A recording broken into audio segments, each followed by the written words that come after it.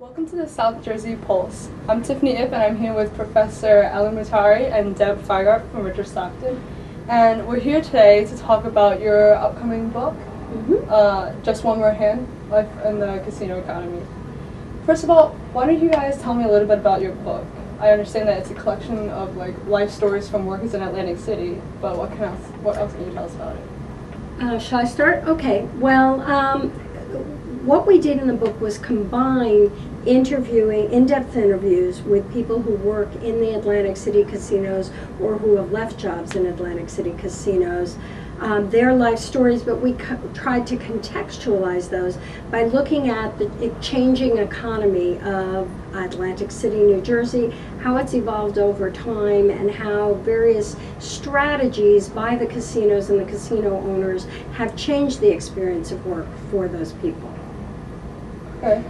I read in a previous interview that you have a collection of 35 employees. Yes. How did you choose these people? Did you just randomly go in, or No, that's an excellent question. First of all, researchers and students should know that there is a process for getting approval to interview people. You have to protect their identities, you need approval from appropriate Stockton offices, you have to follow federal guidelines, and you may not approach people at their workplaces.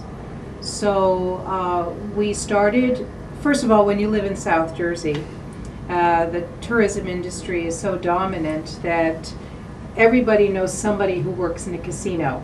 So you start with one person and you chat with them about your book and your book project, and if they don't want to chat with you because they're working in a casino but they think somebody else would be better, they send you to someone, and then that person may talk with you and said, oh, you should talk to so-and-so, and oh, you should talk to, oh, my buddy, my friend, my sister, my cousin, and then that's called snowballing.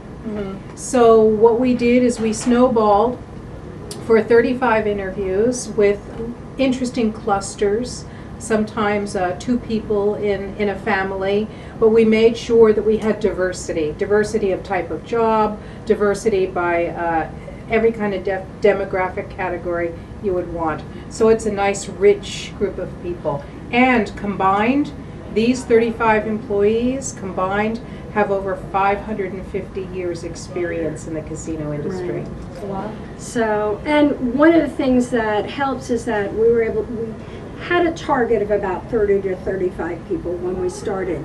And we could tell as we were approaching the last interviews, we stopped getting any real news stories or information.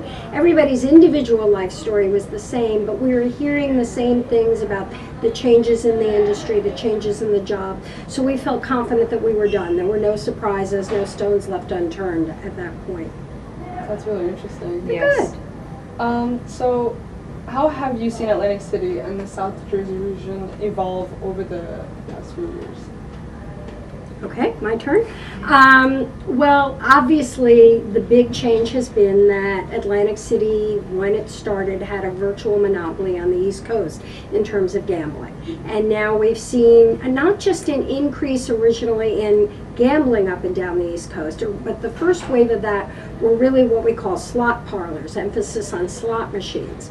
Now we're seeing more and more casinos opening that are also trying to be destination resorts, places that tourists wouldn't just come for the day, play the slot machines and go home, but the places that people will stay. So Atlantic City no longer has that market cornered, and then that has had impact on how the casinos have strategized, the local casinos, which are sometimes owned by the same companies that are building casinos elsewhere.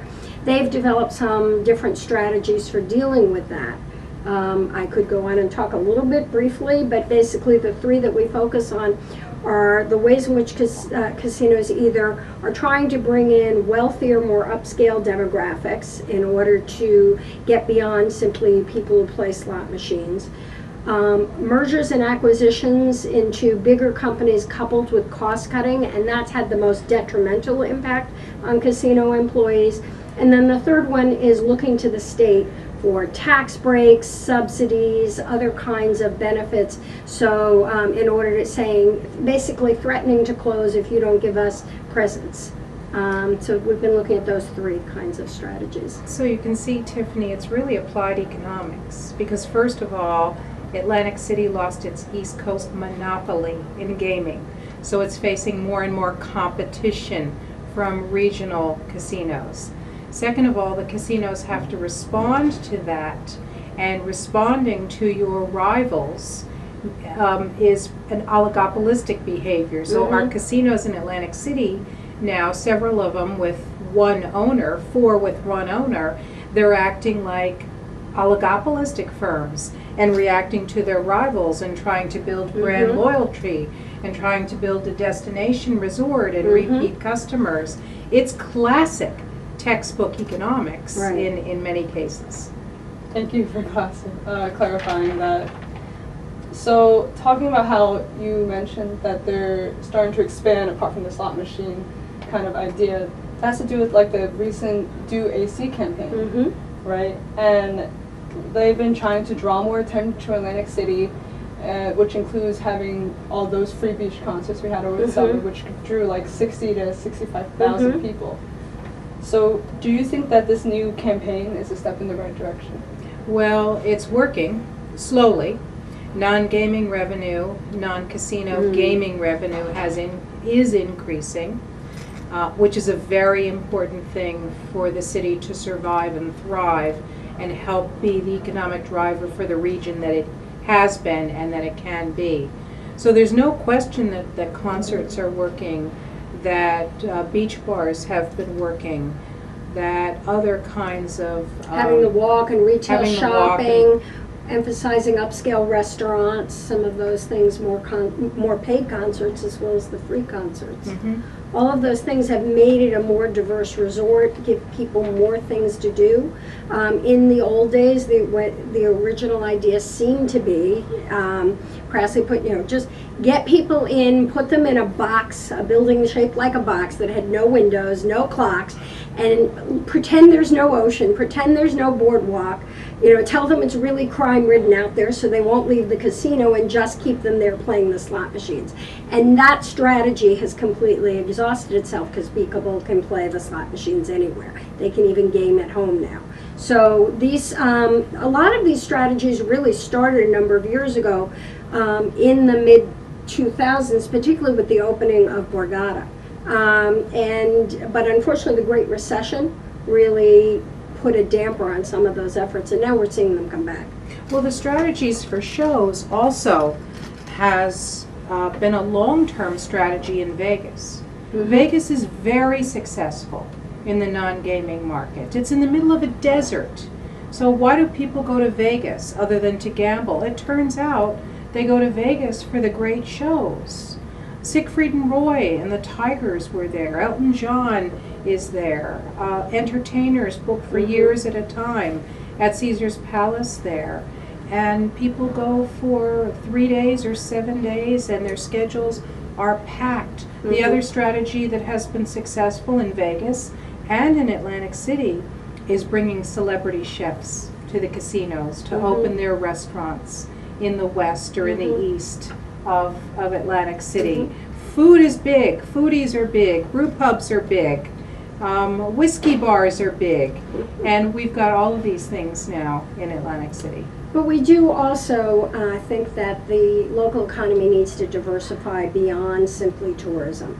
That you can't sustain an economy over the long haul or effectively simply on bringing other people's dollars in.